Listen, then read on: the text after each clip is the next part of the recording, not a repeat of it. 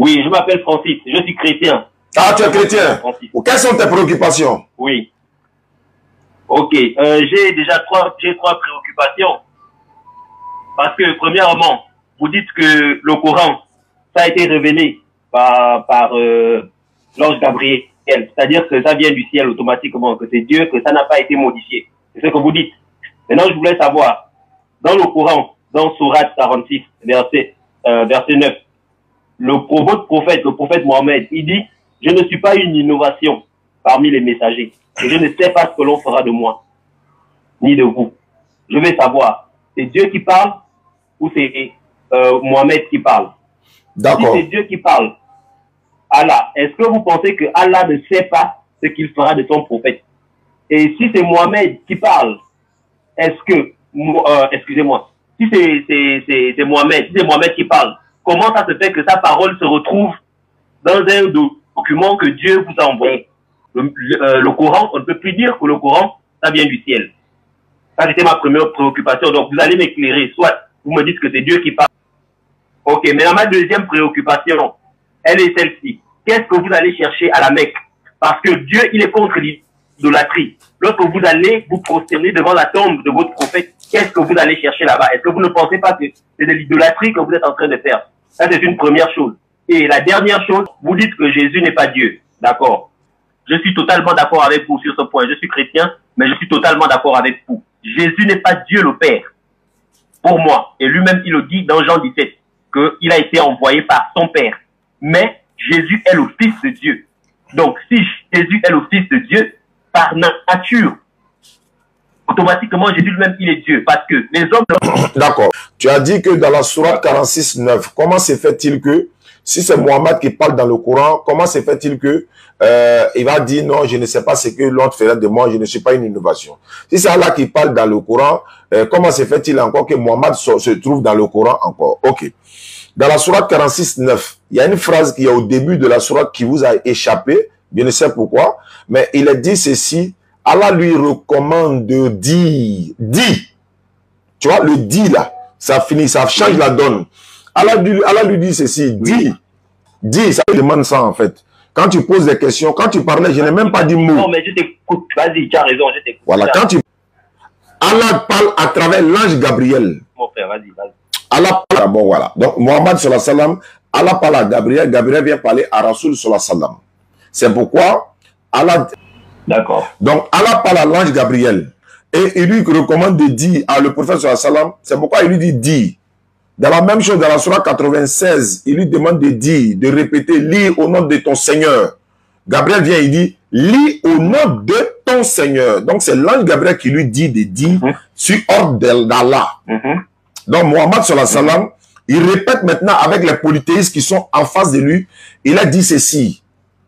Je ne suis pas une innovation parmi les messagers. Ce qui est vrai. Il n'est pas quelque chose de nouveau. Il y a eu Moïse qui est passé, Jésus est passé, tous ceux-là sont passés.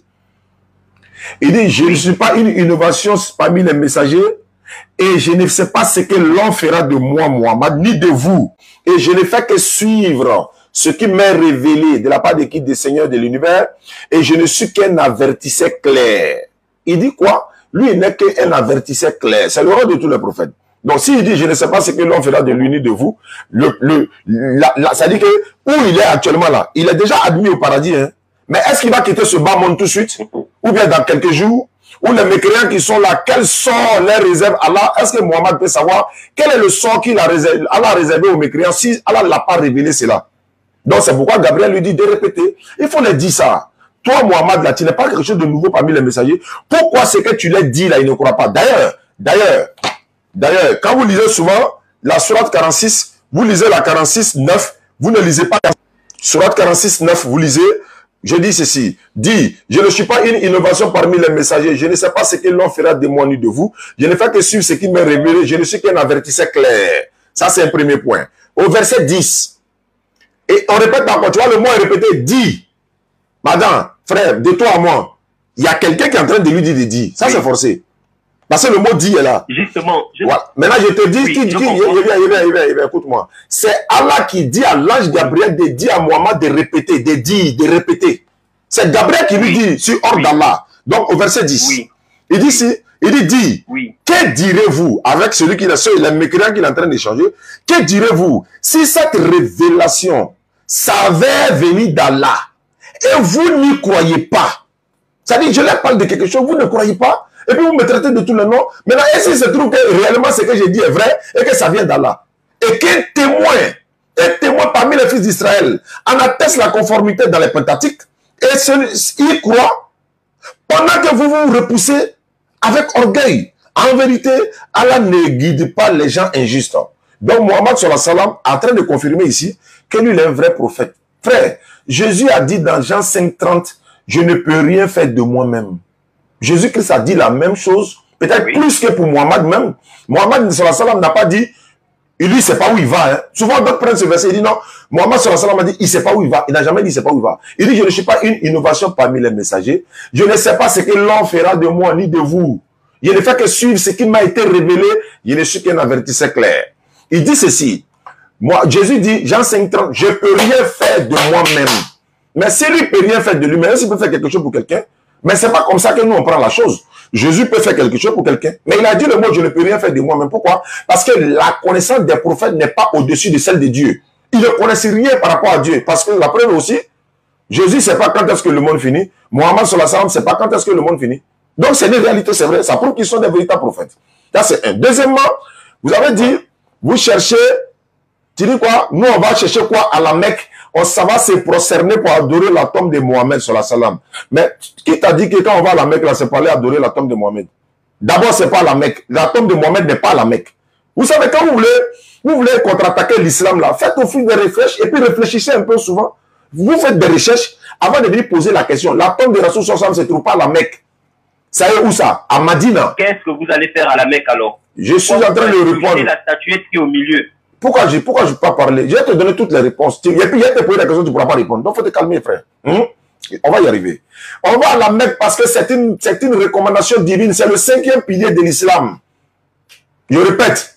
Pourquoi on va faire le pèlerinage? On s'en va à la Mecque, c'est pour aller faire le pèlerinage. Ce n'est pas le tourisme. On s'en va faire le pèlerinage. Qu'est-ce que c'est que le pèlerinage? Le pèlerinage, c'est le 5e pilier de l'islam. Qui nous l'a recommandé? Allah. Dans quoi? Coran. Il y a une sourate dans le Coran qu'on appelle la sourate 22, la sourate du pèlerinage. Le titre même est là. Je vais te lire sourate 22, 26. Quand on va aller au pèlerinage, nous sommes allés au pèlerinage par la grâce d'Allah. M. Koulibaly, qu'Allah lui donne longue vie et la santé, il nous a fait partir au pèlerinage 2 fois. Et puis on est parti au pèlerinage après la Mecque. On est allé à Madina. On est parti dans la Raouda, dans la mosquée du prophète sallallahu alayhi wa sallam. La tombe du prophète sallallahu alayhi wa sallam et ses compagnons sont dans la mosquée. Ce n'est même pas dans la direction de la prière. Celui qui se procède devant la tombe de Mohammed sallallahu alayhi wa sallam, s'il meurt dans ça, tu vas tout droit en enfer. Nous ne sommes pas des idolâtries, hein, des idolâtres. Hein. Nous ne sommes pas comme vous qui adorez l'homme. Hein. Nous n'adorons pas l'homme. Hein. On n'adore pas l'homme. Hein. Voilà, comme toi, tu as reconnu que Jésus n'est pas Dieu, il est le Fils de Dieu. Je vais aller là-bas te trouver là-bas. Mais nous, on n'adore pas l'homme, on adore le créateur des cieux et de la terre, celui qui a créé tous les humains. Celui qui te dit que quand on va à la Mecque là, on s'en fait quoi? Mais on s'en fait notre pèlerinage, non? Alors, aujourd'hui là, il y a beaucoup, est-ce que tous les chrétiens font pèlerinage ensemble? Non, il y a des chrétiens qui font pèlerinage, il y en a qui ne font pas pèlerinage. Mais tous les musulmans du monde, quand ils ont les moyens moraux, physiques, matériels, financiers, ils sont obligés d'aller faire le pèlerinage. C'est Allah qui l'a recommandé dans le Coran. C'est pas un débat. C'est notre 5e pilier de l'islam. Si je te demande chez toi, les piliers de ta foi là, c'est quoi? Il n'y en a pas. Tes rites que toi tu fais étant non musulman là, qui t'a dit ça? Montre-moi ça dans la Bible, tu ne peux pas trouver. Bon. Je t'ai écouté. Je t'ai écouté. Tu ne peux pas dire mot. Il a fini d'abord. Il a fini correction d'abord. Là, c'est le monopole de la parole. C'est pas un débat. C'est ce que tu as dit. J'ai dit, c'est pas un débat. Si tu avais dit. Allô? Allô? Allô, tu ne peux pas répondre parce que je t'ai écouté. Tu ne peux pas répondre. Tu ne peux pas répondre, je t'ai écouté. C'est mon émission d'abord. Tu m'as écouté, mais les réponses que tu m'as données ne me satisfont pas. Je ne suis pas là pour te satisfaire. Je suis là pour te corriger. Pour te montrer ce que tu as dit, c'est une erreur. Tu ne me corriges pas puisque ce que tu dis n'est pas vrai. Maintenant, si tu ne m'écoutes pas, je te raccroche. C'est toi qui m'as appelé. Moi, je ne t'ai pas appelé. Il y a beaucoup de personnes qui sont appelées. Si tu veux raccrocher, tu peux raccrocher. Il n'y a pas de problème. Tu ne m'as pas répondu à mes questions. C'est pas grave. Donc, je suis en train de... Je continue de répondre. C'est comme ça, ils sont allergiques à la vérité, en fait. Tu ne peux pas imposer... C'est fini. C'est aussi simple que ça. Moi, je ne sais pas un débat, en fait. Tu as posé question, je te réponds.